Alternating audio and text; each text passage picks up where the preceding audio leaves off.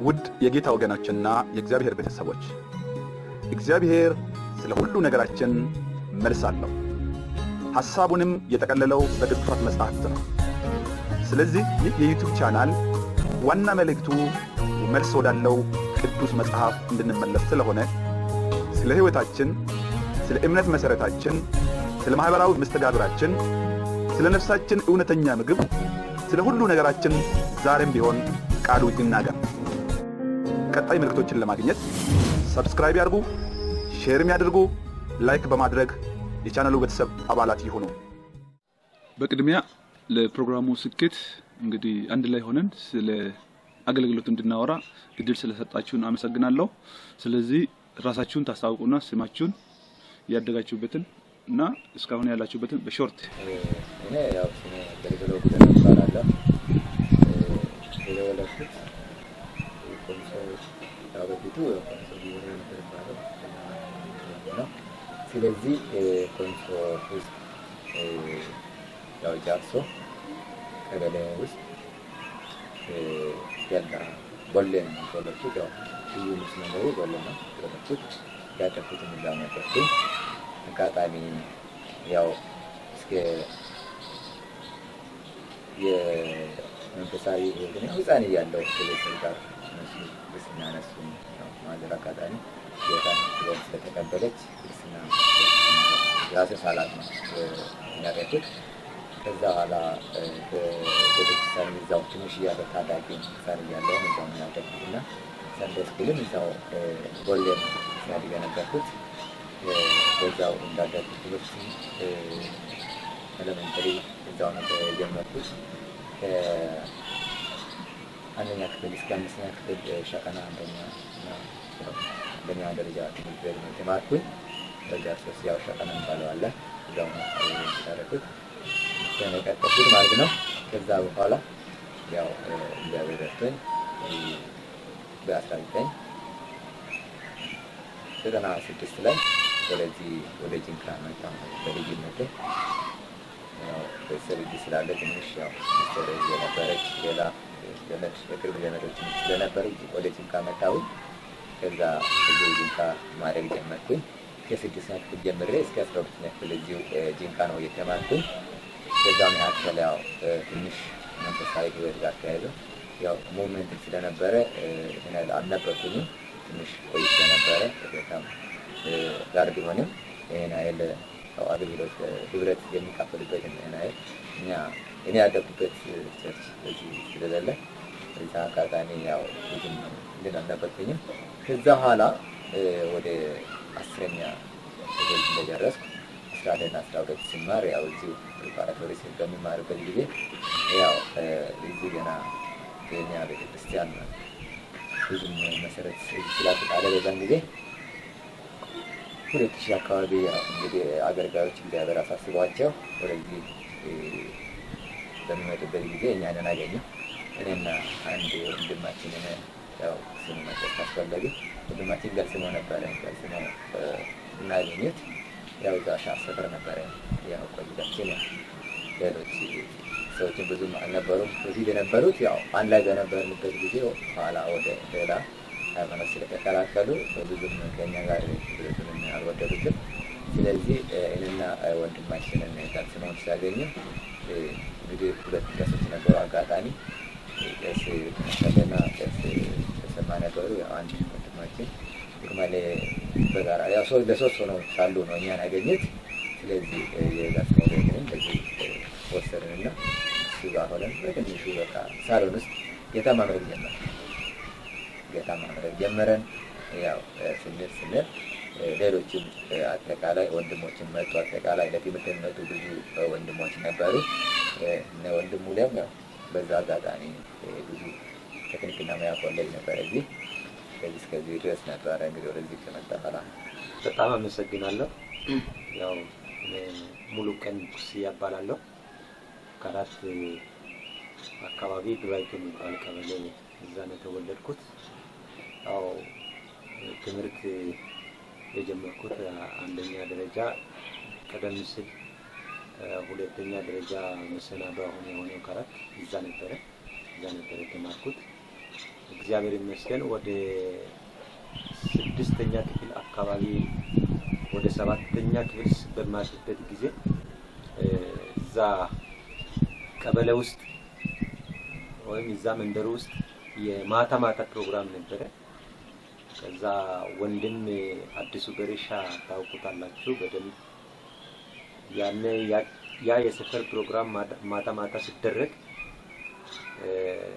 እኔ ብዙም ስለ ክርስትና አላወቅኩም ነበር እና ወንድማችን አዲሱ በሬሻ በዛ ፕሮግራም እንዲበረታታ በጣም እየደገፈኝ ነበርና እና በዛ አጋጣሚ ነው እግዚአብሔር እኔን አግኝቶኝ ከዛ ጨለቅለ የሚባል ቤተክርስቲያን ነበረች እዛ ቀበሌው አጠገብ። ስለዚህ እዛ የሳንድ ስኩል ምስረታ ነበር እና አስታውሳለሁ ወንድም አለሙ ኃይሉ እሱ ያን ሳንድ ስኩል ሲያደራጅ ነበር። ስለዚህ አጋጣሚ ወንድሜ አዲሱ በሬሻ ልጆችን ከየሰፈር ነግሯቸው ይዘው እንዲመጡ ስለተነገረለት በዛ መሃል እኔን ጠራኝ። እዛ ትልቁ ቸርች ጨለቅ ላይ ማገልገል አትፈልጊም እንደሰለኝ አረ በደንብ ፈልጋለሁ ስል በቃ ዛሬ ሳንድ ስኩሎችን እናቋቁማለን ስለተባለ እንዳትቀራለኝ። እኔም ያው እንግዲህ ምንም አላውቅም ደብተር ይዞ እንደሚከድ መጽሐፍ ይዞ እንደሚከድ አላውቅም ሲጀምርም አልነበረኝም። ስለዚህ በቃ ያ ተስፋ ጫረብኝ። በቃ ያ ፕሮግራም መቼ ይደርሳል የሚል ሐሳብ ውስጥ አደረና ሲተኛም ሲነሳ በቃ የሆነ ነገር ስሜት ይሰማኛል። ልክ ፕሮግራሙ ሲደርስ ከትምህርት ቤት እንደገባን ወዲያውኑ ደብተሬን አስቀምጬ ወደ ፕሮግራሙ ሄድኩኝ። በዛም መሃል ነው እንግዲህ የእግዚአብሔር ጥሪ ደርሶኝ ጌታ ይመስገን እስከ ዛሬ እያገለገልኩ ያለሁትና ቤተሰቤ እንግዲህ ወላጆቼ እኔን እንትን አላጠመቁም ነበር። ከልጆቻችን መካከል ታላቅ ልጃችን ብቻ ነው ወንድማችን ብቻ ነው ጥምቀትን ያገኘው። ከሱ ቀጥሎ የተወለዱ እኛ ወንድሞች አራታችን እንደገና ደግሞ እህታችን አልተጠመቁም። ስለዚህ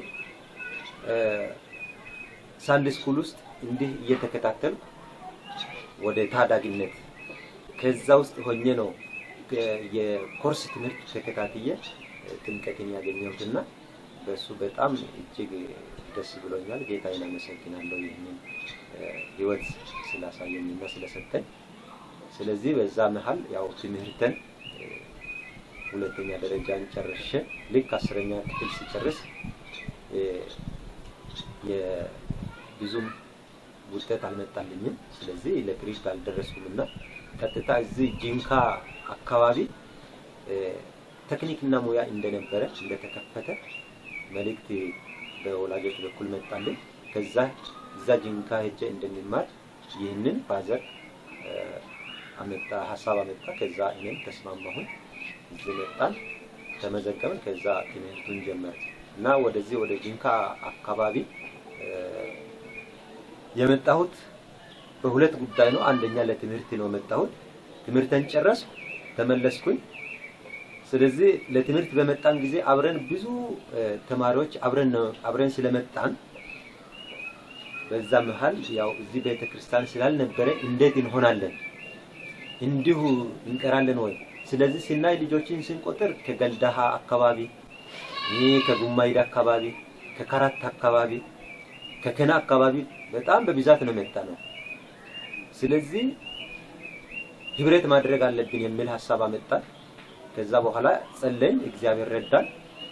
ወንድማችን ገልገለው እንዳለው የገልሲሞ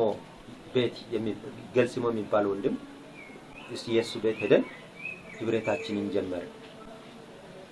ከዛ እየበዛን ስለሄድን አጋጣሚ ቦታው ትንሽ ዞርታ ወደ አሸዋ ሰፈር የሚባል ቦታ ነበር።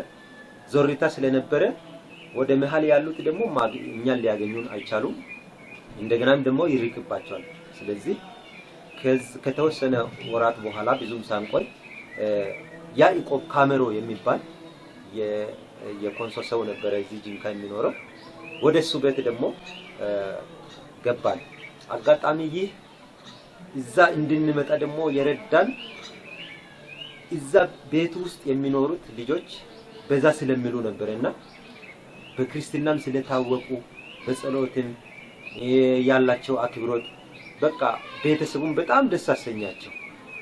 ስለዚህ ልክ ያን ቤተሰብ ስንጠይቃቸው ምንም አላንገራገሩም። ወዲያውኑ ይሄው ቦታ እዚህ ጋር ክፍት አለ፣ ቤት መስራት ትችላላችሁ፣ አምልኮ ዳሳችሁን ስሩ ብሎ ወስሉን በቃ በፍቅር ተቀበሉን። ጌታ ይባርካቸው። ስለዚህ ቤቱን ሰራን። ከዛ ከአሸዋ ሰፈርን አቅራቢያ ያሉት ሁሉ በህብረት ሆነን እንደገና እንደዚህ አገልግሎት እየሰጠን ህል እንደገና ደግሞ ከወራታት በኋላ ደግሞ አሁንም እየሰፋ መጣ። ስለዚህም አሁንም እንደገና አሰብን ኮንሶ አካባቢ ከራት ላይ ሩማሌ አያኖ ጉንጫ የሚባል እንደውም የቤተ ክርስቲያኒቱ ቦርድ አባል ውስጥ እንደነበረ አስታውሳለሁ። ስለዚህ እሱ ደግሞ ጂንካ ላይ ቤት ቦታ ስለነበረው ምንም ቤት አልነበረበትም። እሱን ደግሞ ሐሳብ መጣልን። እሳቸውን ስንጠይቅ እሱ ደግሞ ያው ስሩበት አለ። እኛም ደግሞ ቤት ገነባንበት። እግዚአብሔር ይመስገን። ህዝቡ ደግሞ በጣም ደስ እያለውና በብዛት እንደገና ደግሞ አባላቶች እየተጨመሩ መጡ። ስለዚህ 2000 እስከ 2001 እንደ እግዚአብሔርን እያገለገልን በዛ አይነት ሁኔታ ቤተክርስቲያኒቱ በዚህ ጂንካ ላይ እንድትቋቋም ምክንያት ሆኗል ማለት ነው። ወደ አዋሳ ደግሞ እንደገና ሄደናል። ሌሎች ልጆች ደግሞ በመሃል መጥተው ከኛ ላይ ተረክበው ቀጥለዋል ማለት ነው። እንግዲህ ወንድም ገልገን ነው የምጠይቀውና ሌሎቹ ከሌላ ቦታ መጥተው ነው እናንተ ጋር መጡትና እናንተ እዚሁ ተነቃቅታችሁ በወንድም ገልስሞ ቤት እንደጀመራችሁ ነውና እንግዲህ በግልጽ የምናውቀው የአካሊስቱ ቤተክርስቲያን ከመካኒስቱ ነው የመጣውና ብዙ ሰዎች እንደዚህ አካሊስቱ ነባር ክርስቲያን የኮንሰርቫቲቭ የቀድሞ ስርዓት ናፋቂ ወይ ስርዓት ጠባቂ ወግ ነገር ማጥበቅ ይፈልጋል ይባላልና በዘመናችሁ እናንተ አሁን ወጣቶች ናችሁ፣ ጓደኞች አላችሁ፣ እስካሁን እዛ ነው የምታመልኩት የሚባል በየቦታው ፈተና አለ። በተለይ የምሁር የተማረ ሰው አንተም ነበር ነው እንደምታመልከው የሚባል የማሸማቀቅ ነገር አለና እንደዚህ አይነት አደጋ ምናልባት ገጥሟችሁ ከሆነ አንዳንድ ደቂቃ ብታጋሩ ደስ ይለኛል። ማለት ያው መጀመሪያ ትንሽ ስላልበሰልኩኝ ሁኔታውን ያስቆጣጣ ለዛ ነው ወደስተነ ጊዜያት ብዙ አመታት እንግዲህ 2016 ጀምሮ እስከ 2000 ድረስ እንግዲህ ተኛው ማለት የተካፈልኩ አልነበርኩኝ። ከዛ በኋላ ያ ህብረቱ የተቋቋመ ያው ወንድማችን ሙሉ እንዳለ ያው ሁለቱ ቀሶች ጋር ያው ማለት በጋራ ሶስት ሆነው ስለመጡ ከዛ ጀምሮ በቃ ሂደቱን ስንጀምር ትንሽ አለ ያው አላስፈላጊ ቃላቶች ወረወሩ ነበር። እንደውም አጋላጊ ነው ያሸማቀቁ ነበር። እኛ ግን ያው በዚህ ብዙ ምን አንደኛ ያው እየበሰልኩ ነው ያለው። ሌሎችም ወንድሞችም ያው ስለይ በትምህርት የመጡት ሌሎች ብዙ ናቸው። በቃ ሙሉ ኮሌጅ ሙሉ ያው ሌሎች ይበዛል። አሁን ታች ሰርችም ያው የበሰሉ ስለሆኑ እኛም እንድንበረታ ያው ኃይል የጋራ ያው እየተረጋገፈ በቃ ምንም ፊሊንግ እንዳይሰማን እያደረጉ ነበርና አሉ ሴቶች ተክስቶ ነበር። አንደኛ ሰዎችን የማሸማቀቅ ነገሮች አሉ ማለት ቀጥታ ከኛው እዚሁ ካለው ቤተክርስቲያን ሳይሆን በአጠገቡ ጋር ያሉት ያው ብዙ ሌላ ሃይማኖት ተከታዮች የወረውሩ ነበር። ስለዚህ ያ ነው ናጋላይ ያሸፋሉ። እኛ ግን ያው አይደለም ያለው ነገሮችን መረግዳ ያለው ነገሮችን የማሳመን ነገር የማቅረብ ነገር ነው ያደረግነው። እንዲህ አይነት ገጠመኛለህ ሙለ? እንግዲህ የእግዚአብሔር ቃል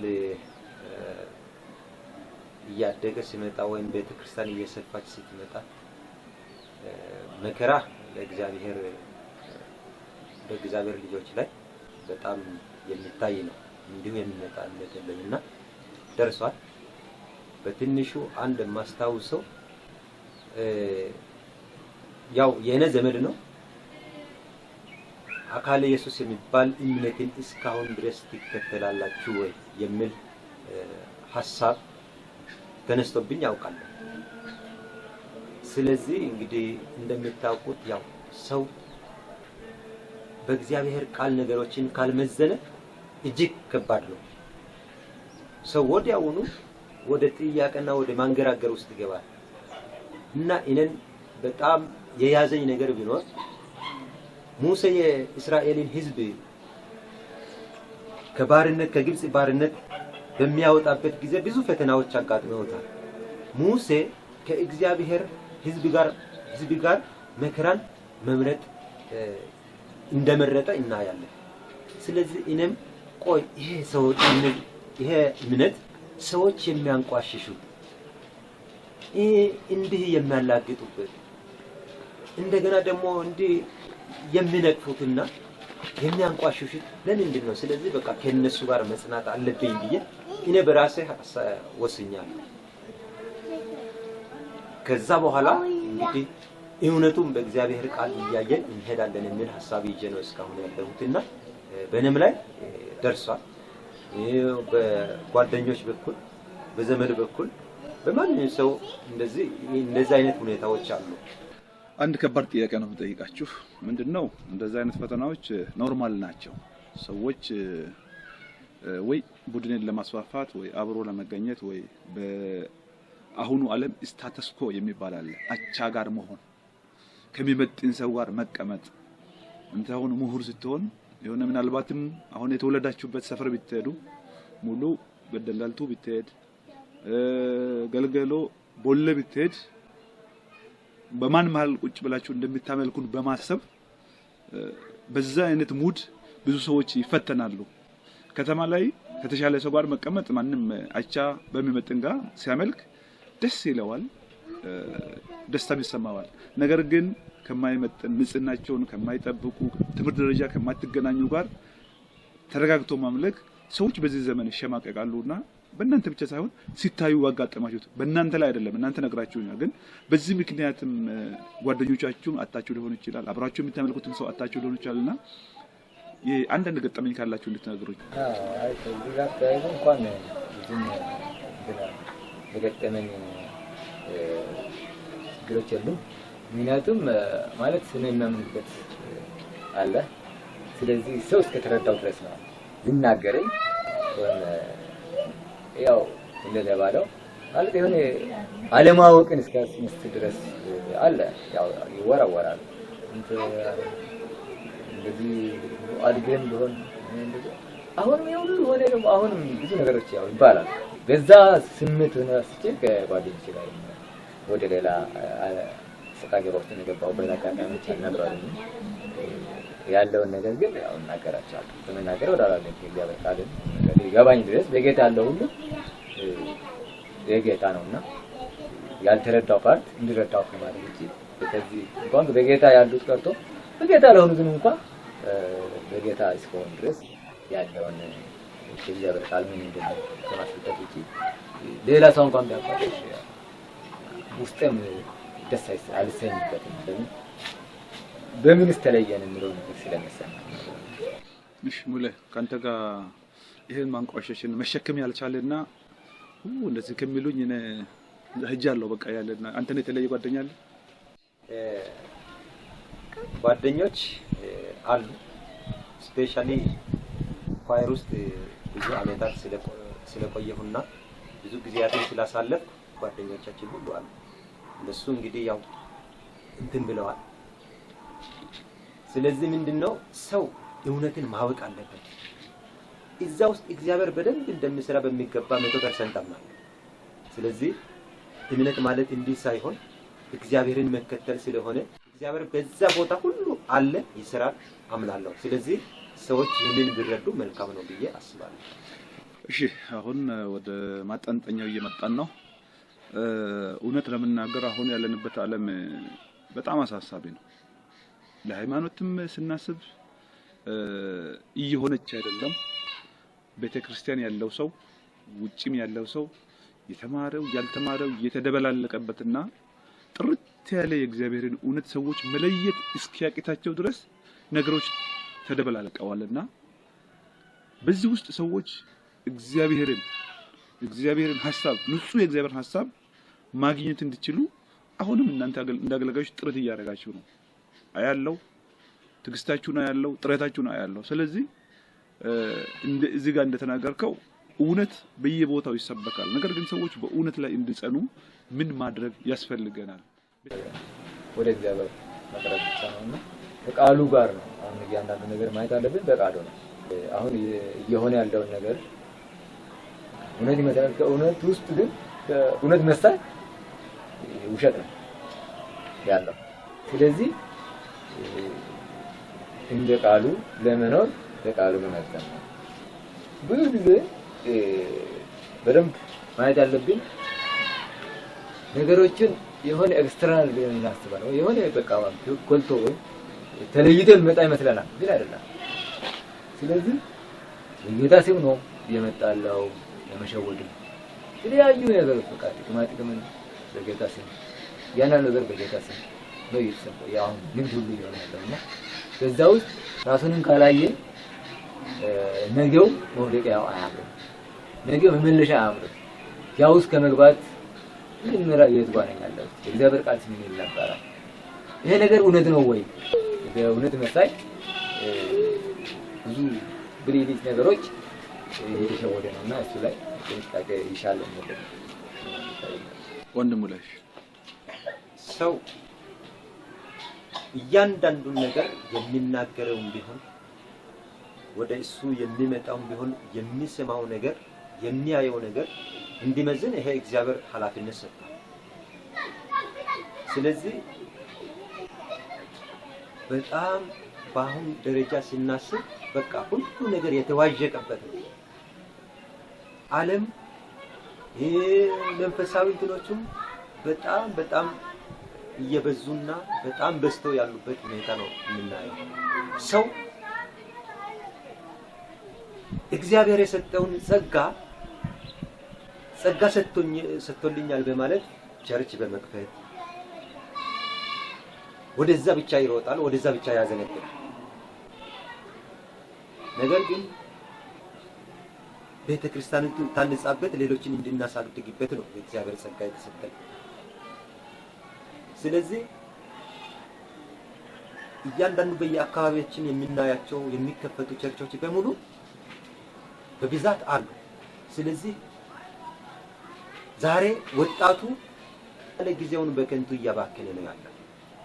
ይህም የሚሆንበት ምክንያት ሳስበው የቃሉ እውነት መሰረት አለመኖር ነው።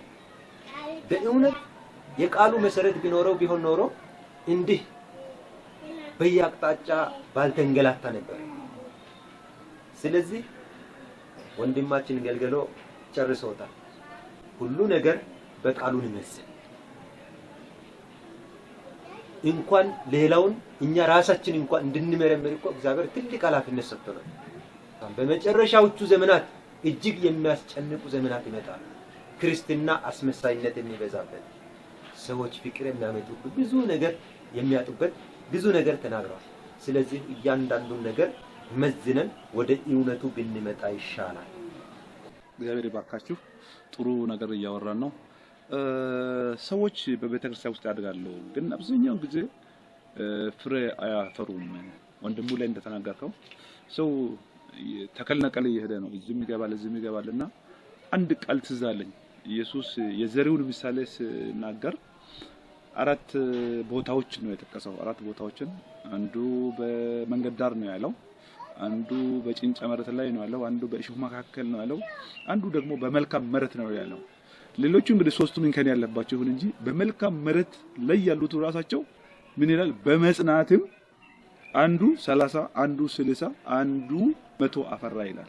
በመጽናት አንድ ችግኝ በተተከለበት ካልቆየ አያፈራም ማለት ነው። መቆየት ራሱ ስራ አለው ማለት ነው። ምክንያቱም እዚህ ጋር የተተከለው ነቅለን እዚህ ጋር ምን ተክል አሁንም ችግኝ፣ አሁን ደግሞ ነቅዬ ሌላ ቦታ ቢተክል አሁንም ችግኝ። 20 ዓመት እየነቀልኩ ቢተክል ዛሬም ችግኝ።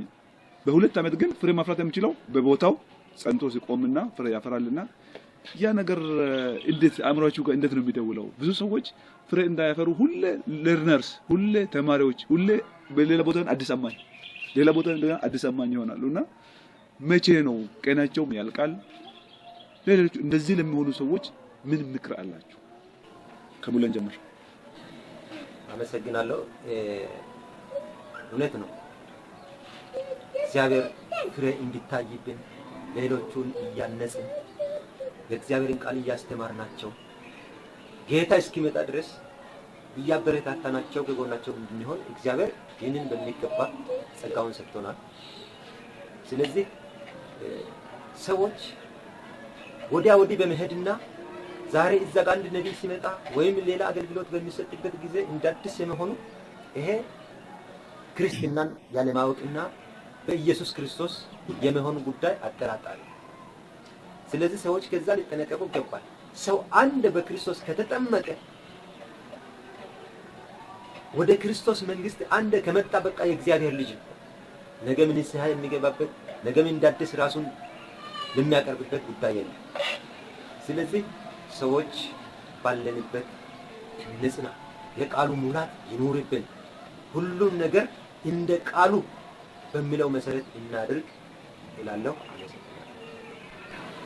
ምንም የሚለው ሁሉም በተለይ በጀመሩበት ህብረታቸው በጀመሩበት ያደጉበት በዛው ቤት የእግዚአብሔርን ቃል በሚገባ በዛው እየተመገቡ ራሳቸውን ማጥናት ይጠበቅባቸዋል ይላሉ። ምክንያቱም ይሄ እያሳየ ያለው ምንድነው?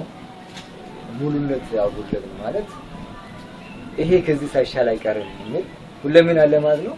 ይጣራል ማለት ነው። እሱ ያለበት ህብረት ወይም እየተካፈለበት ያለው ህብረት እዛ የሚሰራው አምላክ ሌላ ቦታ የተሻለ እንዳለ አርጎ እስከማሰብ ድረስ ነው። ስለዚህ የግን ቦታ አምላክ ነው፣ ሁሉንም የሚሰራ ነው። ስለዚህ ቢያንስ የተሻለ አባቶች አሉበት፣ የሚመክሩ አባቶች እውነትን በእምነት በትክክል እምነትን አስረግጦ የሚያስረዱት አባቶች ባሉበት ቤት እንጂ እውነትን የሚደራደሩ አባቶች አይደለም የሚያስፈልገው። በነገራችን ላይ ብዙ ስህተት እየተፈጠረ ያለው ነው ያያለው። ምንድነው? አባቶችም እንዲህ ቢል ልጆች ይሄዳሉ ምን ስጋት አላቸው። ልጆችም እውነተኛው የእግዚአብሔርን ቃል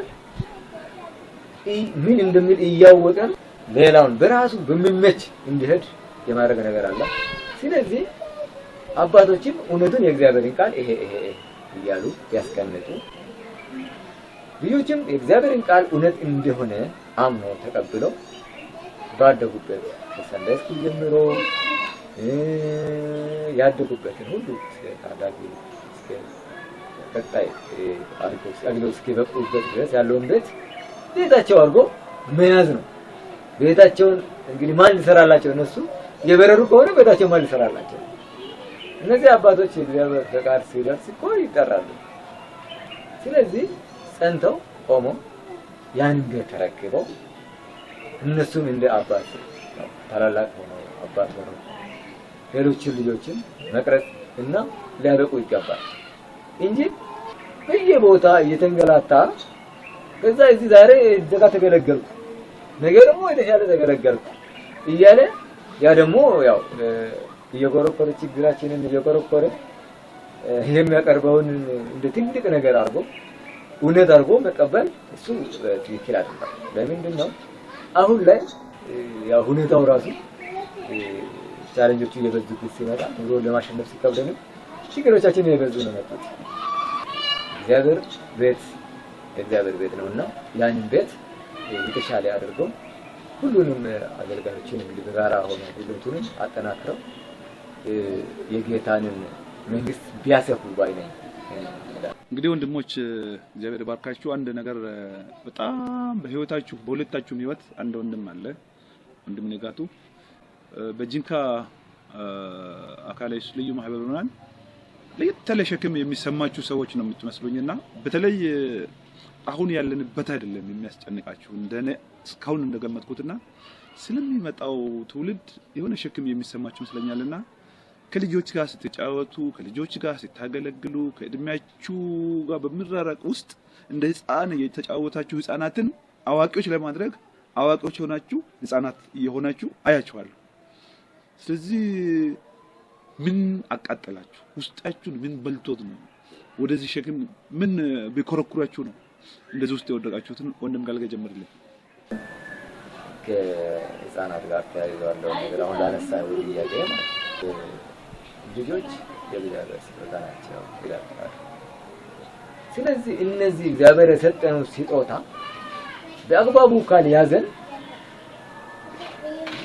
ያን ስጦታ እንግዲህ ሰጠን በስንት መከራ ሰጠን ስጦታ በአግባቡ ካልያዘን ቢባክን ማንም ተወው አይደለም ለማንም እንደዚህ ነው ብለን ምክንያት የምናቀርበው አይደለም። ትልቅ ኃላፊነት ይሰማናል። ስለዚህ እነዚህ ልጆችን ሲያስብ ሁሌ ይህን ዓለም የሚያሸንፍ ትውልድ ቢፈጠር ለምን ዓለም ከበፊቱ በጣም ራሷን ቀይራ መጣለች። በፊት ቀላል ነበር። አሁን ላይ ግን ራሷን ቀይራ መጣለች። ስለዚህ ያንን የሚያሸንፍ ትውልድ ካልተቀረጸ ስለዚህ ያ ትውልድን በተሻለ መልክ ቀርጸን ቤተሰብን የተሰጠውን ስጦታ አቅልሎ ሳያይ ጊዜውን የሚያሸንፍ በእግዚአብሔር ኃይል የሚያሸንፍ ትውልድ የመፍጠር የቤተሰብን የኛ የቤተክርስቲያን አገልጋዮች ትኩረት ሰጥተን ያንን ትውልድ መቅረጽ ግዴታ አለብን። ያንን ስናስብ የእግዚአብሔርን ቃል በሚገባ የማወቅ የማሳወቅ ደግሞ አድራለሁ። ስለዚህ ያ ቤተሰብን እኛ ጋር ማለት ነው ዓለም በእግዚአብሔር ቃል እንዲያሸንፍ ካላደረገ እውነቱንም ካልነገረን ብልጭታዎቹ አሁን ላይ እየሆነ ያለው እንኳን ህፃናት እንኳን ታዳጊዎች ቀርቶ እኛ ትላልቆችን እየሸወደ ያለው ዓለም ይከብዳል። ለአንድ መዝሙር ሁሌ የጋሽ ታምራት መዝሙር አለ። ዓለም ውሸቷን ልትቀናደፋ ወዚህ ያለቀ ዕለት አንቀናደፋ ዓለም ውሸቷን ነው ብትልቀናደፋ ወዚህ ያለቀ ዕለት አንቀራሪተፋ ከደጃፏ ቆመኝ ኃጢአት አትከላውቲ በእግዚአብሔር ደጃፍ መጣልን ምሕረት ይላል። ሁሌ ልጆችን ሳስተምር እንደላቸዋለሁ። ለምን ዓለም የነዚህን ትውልድ ወዛቸው ልትመጥ ነው። ወዛቸው ልትመጥ ነው።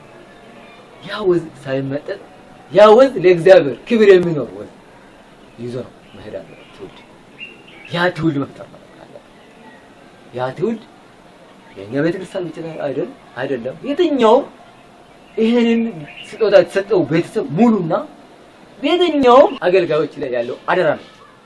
ያደራ በልዩ ኃላፊነት ተሰምቷቸው እኔም ተሰምቶኝ እነዚህን ትውልድ እንፈጥር ራሳችንን ካላዘጋጀን ነገ ወዛቸው መጥቶ በየቦታው ወድቆ ስናየው ይሰማናል። ያኔ ላይ ከምናለቅሰው ያኔ ላይ በዚህ ተጠያቂ ከምንሆን ዛሬውኑ በእጃችን ባሉት ጥሩ እድል እነዚህ ትውልድ ቀርጸን የተሻለ ትውልድ ቀርጸን ለጌታ ክብር የሚኖር ለጌታ ክብር ብቻ የሚሰብክ ሐሰተኛ ነቢያት ይሆን ሐሰተኛ ክርስቶስ ሲመጣ የማይታለል በቃሉ የሚጸና ትውልድ መፍጠር አደራ አለብንና እሱ ላይ በተለይ ትውልድን ጋር ተያይዞ ያለውን ነገር በጣም ውስጤ እንትን ይላል።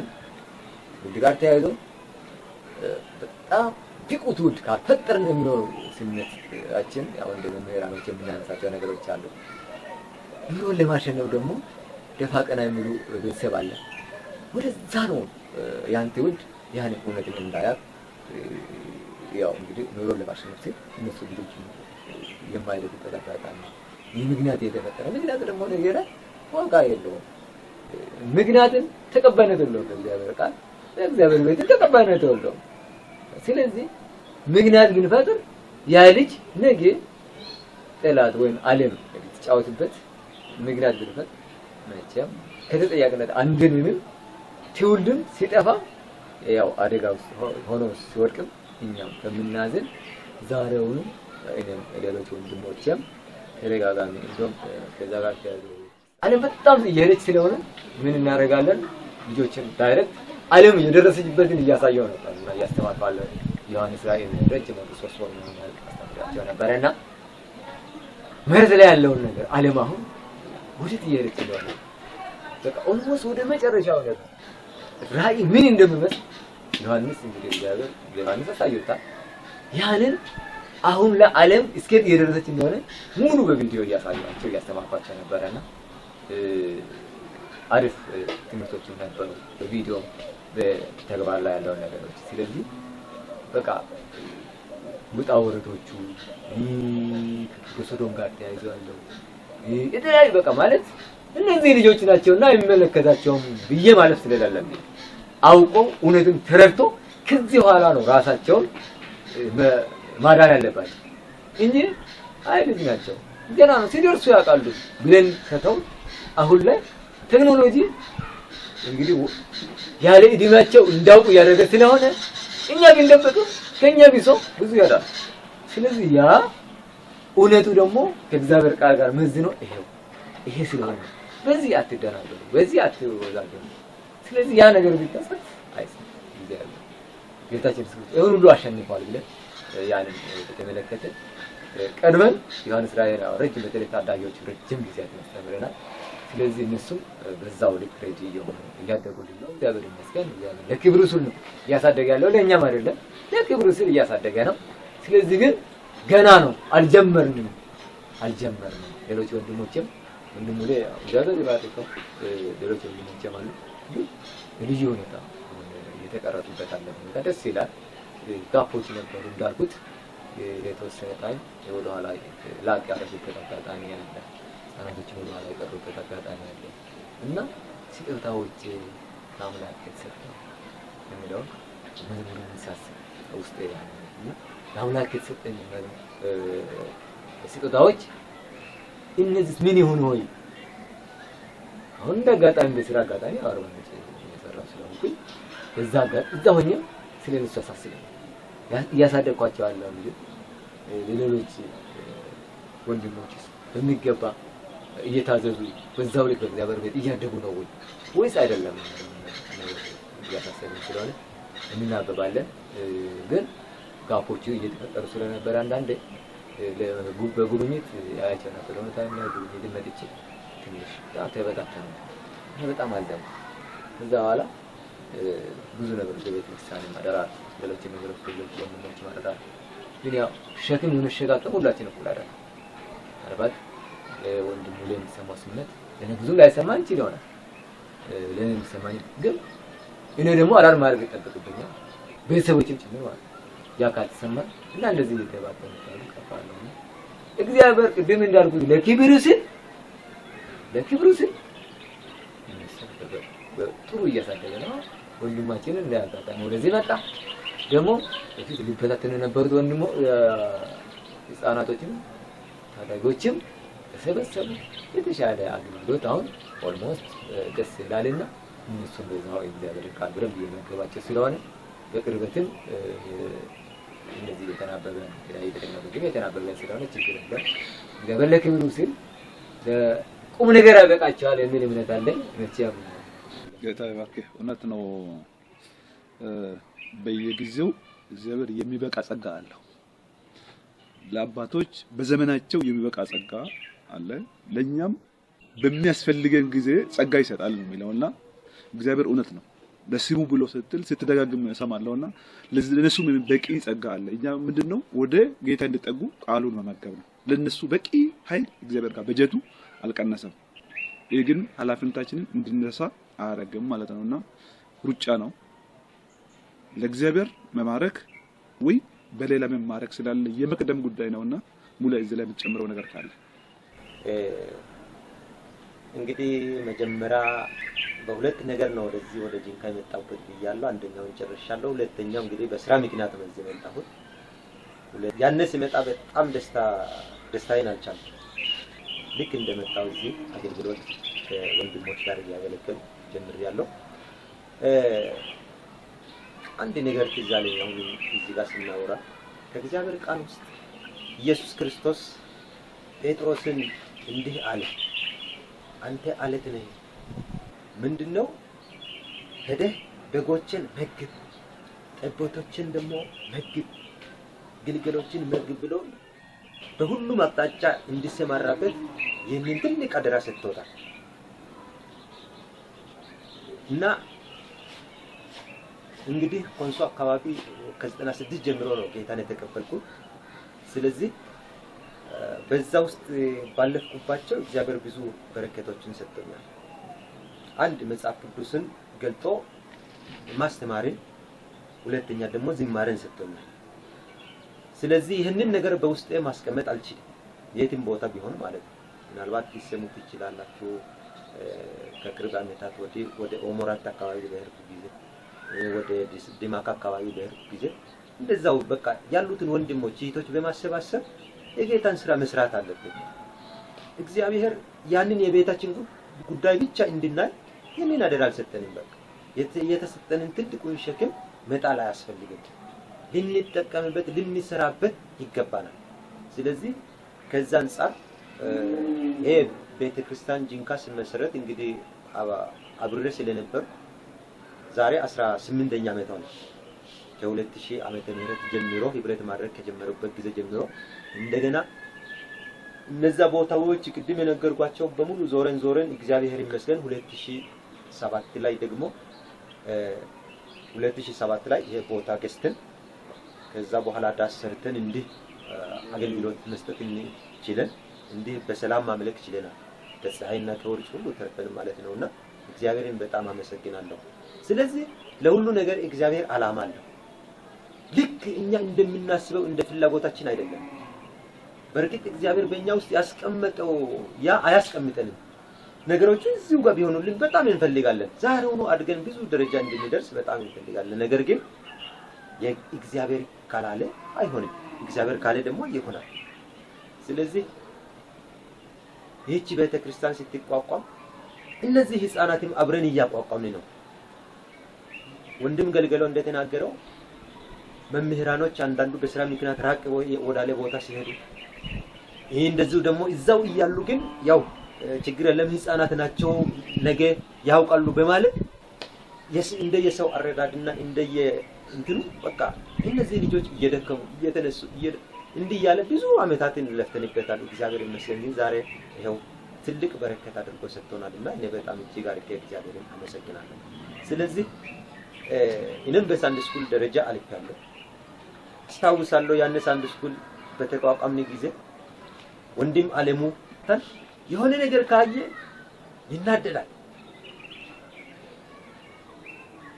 ከዛ በዛ ምክንያት ትንሽ እንትን የሆነ ተስፋ መቁረጥና የሚከተለው ፕሮግራም ላይ ያለ መገኘት ሁኔታዎች ይታያሉ።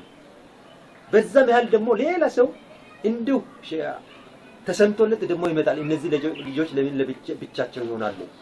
ስለዚህ ባበረታታቸው ይሻላል የሚል ሌላ ሰው ደግሞ ይመጣል። ከነዚህ ውስጥ አስታውሳለሁ እነ መድኃኒት መሰለ አሉ፣ እነ አስተር ኩስያ በደንብ ማስታውሳቸው፣ እነ ካምብሮ የሚባሉ የቀጠና አንድ ልጅ እና ይሄ ደሳለች ግሌ ነው። በቃ ልክ አንድ ሰው መጥቶ የሆነ ነገር ልጆች ነን እንግዲህ እኛ እናውቅም የማይመች ነገር ወይም ደስ የማይል ነገር ልናደርግ እንችላለን። በዛ ምክንያት ተስፋ እየቆረጠ ወይ መዝሙር ባለማጻፋችን ወይ በቃ በዛ አይነት ሁኔታዎች አንዱ ሲለዩ አንዱ ወይ የአንዱ ፍላጎትና የአንዱ ፍላጎት ሸክም እኩል ሊሰማቸውና ይጋጫሉ። ስለዚህ አንዱ እኔ እጠቀማለሁ እኔ እነሱን ይመራለው ብሎ ሲያስብ አንዱም እንደዛው ያስባል። በዛ ምክንያት ይጋጫሉ። ደግሞ በዛ ምክንያት እንደዛው ደግሞ የቀሩ አሉ። ስለዚህ በዛው ልክ ግን ሸክም በጣም እግዚአብሔርን የማመሰግነው እህታችን መድኃኒት መሰለ እግዚአብሔር ይባርካት። ምንም ሳትናወጥ ብንረብሽም ብናጠፋም መዝሙሯን ባንጽፍም ለፕሮግራም ባንመጣም በቃ ችላን እየመከረችን በጣም በብዙ ትዕግስት የተሸከመችን ባለውለታችን ናትና እግዚአብሔር አሁንም ጸጋውን ያብዛላት። ስለዚህ በዛ ወደት ውስጥ መተናል። ከዛ በኋላ ወደ ታዳጊነት ስንቀየር ወደ መደበኛ ኳይሮስ ስንበተን በነዛ ውስጥ ሆነን ብዙ ኃላፊነቶችን ተሸክመናል። ስለዚህ ያኔ የነበረው ኃላፊነት አሁንም አለ፣ ፈጽሞ አልጠፋም። ስለዚህ ከዛ የተነሳ እዚህ ቤተክርስቲያን ጂንካ ቤተክርስቲያን ውስጥ ያሉት ህፃናት በደንብ ማገልገል አለብን። እግዚአብሔር አደራ ሰጥቶኛል። እነዚህ ግልገሎችን መግብ ያለው እግዚአብሔር ታማኝ ነውና ላገለግላቸው ይገባኛል የሚል የራስ ፍላጎት ነው። ማንም መድቦኝ እንዲህ አድርጌ ያለ የለም። ነገር ግን በቤተክርስቲያን እንደ ኮሚቴነት የህፃናት ኮሚቴነት ውስጥ አለው። ስለዚህ ግን ከዛ ሁሉ በለጠ በራስ ፍላጎት ባገለግላቸው ደስ ይላል የሚል ሐሳብ እግዚአብሔር ረድቶኝ እነሱን እያገለገልኩ ነውና እግዚአብሔር ይመስገን ዛሬ ብዙ ፍሬ አይተናል። ወንድሞችም እንደዚሁ ራሳቸውን ሰጥተው እያገለገሉ ያሉ ናቸው። ስለዚህ ቤተክርስቲያኒቱም እግዚአብሔር ይባርካል። ትልቅ መልእክት እዛ ጋር የሚያስተላልፈው ቤተክርስቲያን አደራ ህፃናት ከሌሉና ህፃናት በደንብ ካልያዝን ነገ ቤቱን የሚረከብ ማንም የለም። ስለዚህ ህፃናት ደግሞ የእግዚአብሔር በረከት ናቸው። ልንንከባከባቸው፣ ልንይዛቸው፣ በጥሩ መንገድ በእውነተኛና በመልካም መንገድ ልናሳድጋቸው ይገባል። ለዚህ ነው እግዚአብሔር ቃል ምሳሌ ምዕራፍ 3 ቁጥር 1 ላይ እግዚአብሔር ህፃናትን ሲመክር እንዲላል ልጄ ሆይ ትእዛዛትን ጠብቅ ህግንም ጠብቅ ብሎ እነሱን ያዛቸዋል። ይህ ህግ ማን ነው ለነሱ የሚገልጠው? ህጉ የትኛው ነው? ህጉ የሚለው ነገር ቤተክርስቲያኒቱ ለነሱ ካልገለጠች ህጉ የትኛው እንደሆነ አያውቁም። ስለዚህ ከዛ የተነሳ ቤተክርስቲያን ህፃናትን የትም ቦታ በደንብ ልትይዝ ይገባል። ልታበቃቸው፣ ልታሳድጋቸው የሚያስፈልገውን ነገር ሊሰጣቸው ይገባልና ይህንን ትልቅ አደራ ወይም ኃላፊነት እንድትወስድ ችላ ባትል በጣም መልካም ነው ብዬ አስባለሁ። እሺ ወደ ማጠቃቀያ እየመጣን ነው። ቤተክርስቲያን ውስጥ ያለ ብዙ አገልግሎቶች እንዳሉ እናውቃለን።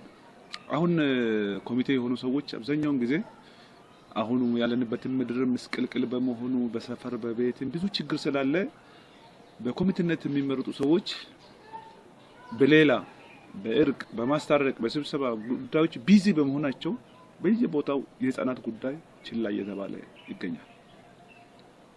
እኛ በመናመልክበት በአካለ ኢየሱስ ቤተክርስቲያን የተለያየ ቦታዎች ሲተዱ ልጆች ሁነኛ አስተማሪ የላቸው።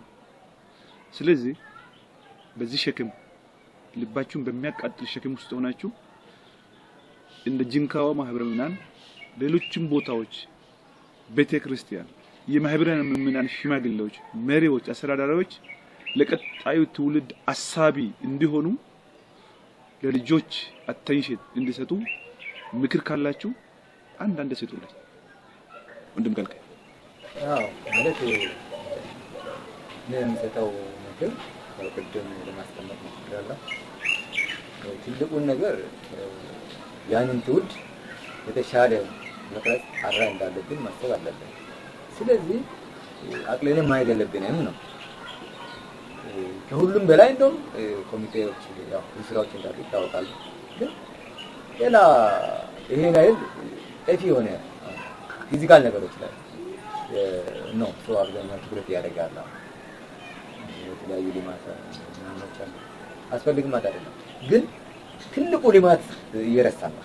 ትልቁ ልማት ትውልድ ነው። ያ ትውልድ እሳት የሆነ ትውልድ፣ እውነትን ያወቀ ትውልድ ካልፈጠረን አደጋለ።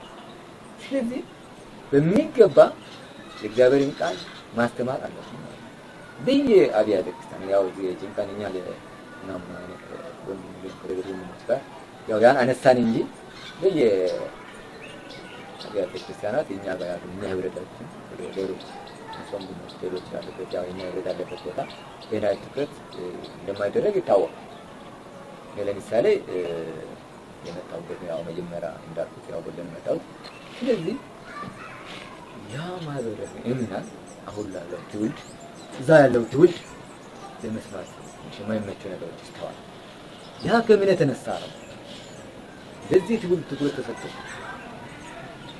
እግዚአብሔር ራሱን የሚጋር ራሱን የሚያስብ የሚያይ ትውልድ በፈጠር ኖሮ ዛሬ ላይ የተወለዱበት ምዕመናን ያ ንዑስ መንደር እንደዚህ ዛሬ ላይ አላስፈላጊ ያለ መስሎ አልገባች ነበር። ስለዚህ እኔና ትኩረት የተደረገ አይደለም። ትውልድም ገና ከጅምሩኛ ያው ያልሰጠኑን ፍሬን ያው አናገኝም። ስለዚህ በተሻለ ልንሰጥ ነው በተሻለ ፍሬ ሆኖ ይጠብቃል። አልሰጠንም። እነሱም ባከኑ እርስ በርስ አላስፈላጊ ያለ መስገብቶ ለመስማት የማይመቹ የዓለማዊ ሰዎች እንኳን ለመያዝ ለመገላገል የሚከብዱ ሁሉ ትውልድ እስኪፈጠር ድረስ እኔ ያለሁበት አይቻልም።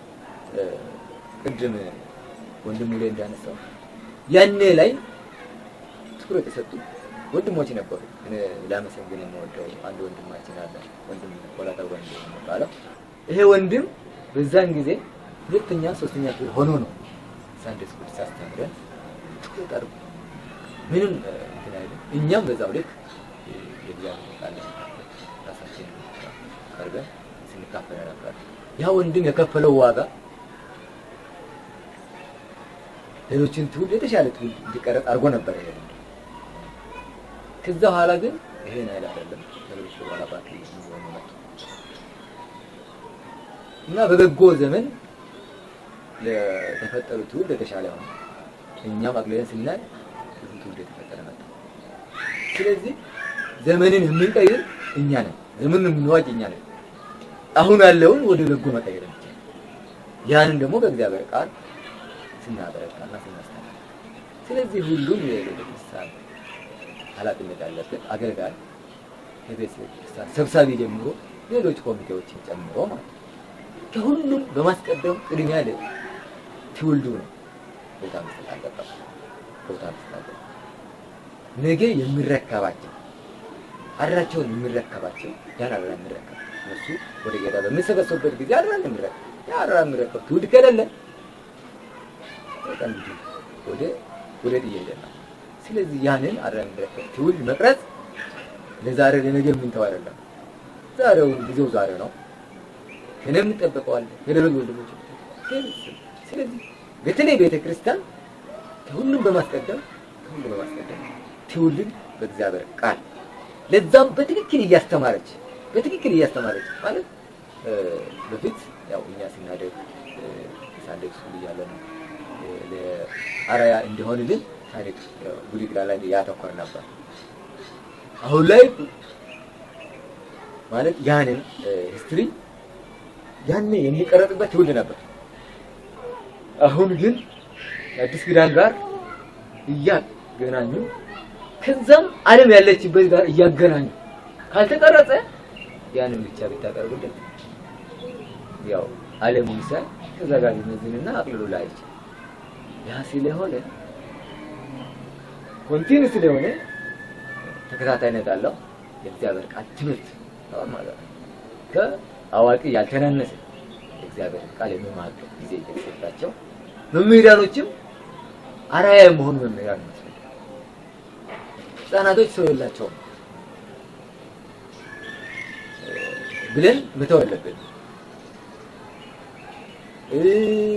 አይ በቃ አንዴ እስኪ ነው እነዚህ ልጆችን ጊዜ ማሳለፊያ የሚሆኑበት አጋጣሚዎች ነበሩ። አንዳንድ ትክክል ያልሆነ ነገር ማለት ህፃናቶች ጊዜ ማሳለፊያ የሚሆኑበት ጊዜ ህፃናቶች ሁሉም በትክክል ተክል የሚተከልበት ስለሆነ በልዩ ሁኔታ ሁሉም አብያተ ክርስቲያናት እኛም ያለንበት ቤተክርስቲያንን ህብረትን ይሁን ሌሎች ሁሉንም ህብረቶች ይሄን ጉዳይ የሚመለከታቸው በቃ ይሄን በትኩረት በህፃናት የህፃን ጀምሮ ሳንደይ ስኩል ጀምሮ ታዳጊ እስከ ኳየር ራሳቸው እስኪ በቅቶ ለጌታ በርትቶ ሌሎችን እስኪያበቁ ድረስ የመቅረጽ ቀርጾ የማስቀመጥና ቀርጾ ሌሎች ወደ ሌላ የሚተርፍ ትውልድን የመፍጠር አደራ ለዛሬ የሚተዋል ነው ለነገ የሚተዋል። ስለዚህ ዛሬውን ማድረግ አለብን። ይሄንን ለሁሉም ማንኛውም በጌታ ያለው ሰው ይሄን በልዩነት አድርጎ ቢያስከደው የተሻለ ነው የሚል መልእክት አለኝ። እንግዲህ ቅድም ካነሳናቸው ሐሳብ ውስጥ ወጣቶች ዛሬ ምርጫ ያበዛሉ ብለናል። ይህ መሰረቱ ምንድነው ብለን ስንፈትሽ የእግዚአብሔርን ቃል በሙላት ስላላስተማርናቸው ነው፣ ስላልመከርናቸው ነው፣ የእግዚአብሔርን ቃል ስላልገለጥንላቸው ነው። ስለዚህ እነዚህ ህፃናትን ዛሬ እንዲህ እንዳይሆኑ ትኩረት ልንሰጥ ግድ ይለናል። አስታውሳለሁ አሁን አንዳንድ ቦታ ላይ ህፃናትን እየመሩ ነው። አንዱ ሳይበስል እርስ በርሳቸው። ስለዚህ ይሄ ብዙም እንትን ዕውቀት አያስገንዝባቸው። በእምነት የማደግ የመስፋት እንትን አቅም አይኖራቸው። ስለዚህ አደራ የሚላችሁ ነገር በቤተ ክርስቲያን ውስጥ ህፃናት ላይ ትኩረት ስጡ። ትኩረት ቢሰጥ መልካም ነው። ምክንያቱም ይህንን ቤት የሚሸከሙት ነገ እነዚህ ህፃናት ናቸውና አደራውን ተረክበው ቤተ ክርስቲያኒቱን የሚሸከሙት እነሱ ናቸው። ሰው በህፃንነት አምላኩን መፍራት መልካምና ክፉን ነገር ለይቶ ካወቀ ነገ ብሩህ ሆኖ ነው የሚወጣው። እውነትን ይዞ ነው የሚወጣው። እንዲያውም ከነሱ ሰባኪያን ይወጣሉ፣ ወንጌላውያን ይወጣሉ። ዛሬ ህፃናትን ግን ሜዳ ላይ ጥለን እኛ ስብሰባ አለብን፣ ስራ አለብን። እንዳው ደግሞ አንዳንድ ወላጆች ጋር የሚታየው ደግሞ እዛ ልጆችን ቤት ይዞ በስራ ማጨናነቅና ቤተ ክርስቲያን አለመላክ። እነዚህ ነገሮች ሊቆሙ ይገባል። አስታውሳለሁ ብዙ ልጆች እንደዚህ ስናስተምራቸው ወላጆቻቸው ቤታቸው እዛ ልጆቻቸውን ያዙ፣ ነገ መልሰው እነሱን እያስቸገሩ ነው። ይልቁንም ወደ ዓለማዊነት ውስጥ በመግባት ወድቀው ይቀራል። ስለዚህ ያ ትርፉ እንዳይሆንብን አደራ። ክርስቶስ ያለው አንድ ነገር አለ። ህፃናት ወደ እኔ ይምጡ ዘንድ አትከልክሏቸው ይላልና ወላጆች ይህንን ነገር አደራ እላቸዋለሁ። ቤተክርስቲያን ደግሞ ያላትን ህፃናት በደንብ ልትንከባከብ ልትይዝ ይገባል። መምህራቸው በእውቀት የበሰለ ከነሱ የተሻለ ማስተማር የሚችል ልትመድብ ይገባል እንጂ ዝም ብሎ ህፃናት ናቸውና ህፃናት ይምሩ ማለት አያስፈልግም። ሌሎቹ እንደባዘኑት እንዲሁ ይባዝናሉ ማለት ነው። ስለዚህ አደራ እንዳይሆን እነዛ ትውልድ ላይ ብንሰራ መልካም ነው እላለሁ። አንድ መዝሙር ትዝ ይለኛል የድሮ መዝሙር ውስጥ እሱን አዝማች ቢዘምር ደስ ይለኛልና ቤት በተሰራ ጊዜ የድንጋይ ጩኸት አልነበር፣ መጥረቢያው ከቶ አልተንኳኳ፣ በተሸለሙ ድንጋዮች ተሰራ፣ ማን ታወከ መቹን ተራራ። ዛሬ ግን ያለ መረዳት ሩጫ ሆነ በሰባራ ገል ቤት ተሰራ ተከናወነ። እኔስ ፈራው ጩኸቱ ሲበዛ አውቄ ልኖር ሳስበኝ በቃል ታዛ። እኔስ ፈራው የኔ ጌታ ራሴን ልየው ተዋት እስከማታ። አስታውሳለሁ ብዙዎቻችን ልክ ከአንደኛ ክፍል ጀምሮ እስከ ሁለተኛ ደረጃ እስከ ፕሪፓራቶሪ ድረስ በደንብ እናገለግልና ልክ ወደ ዩኒቨርሲቲ ወደ ኮሌጆች ስንበተን እግዚአብሔር ካልረዳው በስተቀር ብዙዎቻችን እንዲሁ እየተቀበዘበዝን እንጠፋለን። ስለዚህ ጥንቃቄ ልናደርግ ይገባል። ቃሉን መሰረት እናደርግ። ጌታ ይባርካችሁ።